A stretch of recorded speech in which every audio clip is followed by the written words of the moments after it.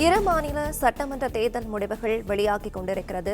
ஹரியானா மற்றும் ஜம்மு காஷ்மீர் தேர்தல் முடிவுகளை பார்த்து வருகிறோம். தொடர்ந்து விவரங்களை நம்முடைய செய்தியாளர் ராஜகுமரன் வழங்கிட கேட்கலாம். ராஜகுமரன், தொடர்ந்து விவரங்களை பகிரலாம்.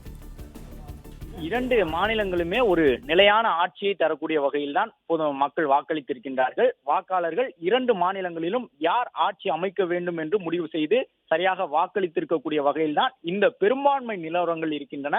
இரண்டு மாநிலத்திலுமே 90 தொகுதிகள் என்ற அடிப்படையில் பெரும்பான்மையுடன் ஆட்சி அமைப்பதற்கான இடங்கள், அதாவது பெரும்பான்மை என்னும் பொழுது தனி பெரும்பான்மை, அறுதி பெரும்பான்மை என்று சொல்வார்கள். அறுதி பெரும்பான்மை என்பது மொத்த இடங்களில் சரிபாதி இடங்களுக்கும் கூடுதலாக ஒரு தொகுதியை பெற வேண்டும். அவ்வாறு அறுதி பெரும்பான்மையோடு ஒரு தனித்த கட்சி ஆட்சி அமைத்தால் பிற கூட்டணி கட்சிகளுடைய தயவு இல்லாமல் ஆட்சி நடத்த முடியும் 5 ஆண்டுகளும். அந்த அடிப்படையில் தற்போது அளவில் இந்த முன்னிலை நிலவரங்களை பொறுத்தவரை ஹரியானா மாநிலத்தில் 47 இடங்களில் பாரதிய ஜனதா கட்சி முன்னிலை பெற்றிருக்கின்றது. அறுதி பெரும்பான்மைக்கு தேவையான 46 என்பதையும் கடந்து கூடுதலாக ஒரு இடத்தில் 47 இடங்களில் முன்னிலையில் இருக்கின்றார்கள். காங்கிரஸை பொறுத்தவரை 37 இடங்களில் முன்னிலையில் இருக்கின்றார்கள்.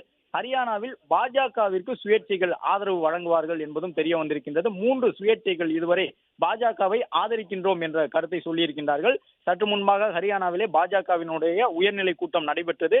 அந்த கூட்டத்தின் நிறைவாக தற்பொழுது இந்த தகவல் தெரிய வந்திருக்கின்றது. 3 சுயேட்சைகள் ஆதரவு வழங்குவதற்கு தயாராக இருப்பதாக அங்கு ஆளுங்கட்சியாக இருக்கக்கூடிய பாஜகவிடம் தெரிவித்திருக்கின்றார்கள். பாஜக உறுதியாக ஆட்சி அமைப்பதற்கான ஒரு சூழல் இருப்பதாக பார்க்கப்பட்டாலும் கூட ஜம்மு காஷ்மீரினுடைய நிலவரம் நொடிக்கு நொடி மாறிக்கொண்டிருக்கின்றது. இறுதியில் வாக்கு எண்ணிக்கை நிறைவடைந்து முடிவு அறிவிக்கப்பட்ட பிறகு நாம் பார்த்தோம் என்றால் கூட ஹரியானா போன்ற மாநிலங்களில் எல்லாம் சில ஆயிரம் வாக்குகள் தான் அங்கு வித்தியாசத்தை ஏற்படுத்தி வெற்றி தோல்வியை தீர்மானித்திருக்கும். எனவே தற்பொழுது ஏறக்குறைய 10 இடங்களில் காங்கிரஸை காட்டிலும் பாஜக கூட்டணி முன்னிலையில் இருந்தாலும் கூட வாக்கு எண்ணிக்கை நிறைவடையும் பொழுது எவ்வாறு இருக்கும் என்பதை சொல்ல முடியாது.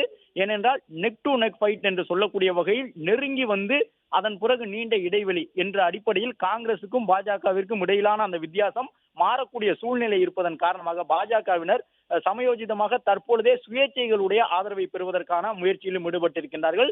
3 சுயேட்சைகள் தற்பொழுது பாஜகவை ஆதரிப்பதற்கு தயாராக இருப்பதாக முன் வந்திருக்கின்றார்கள்.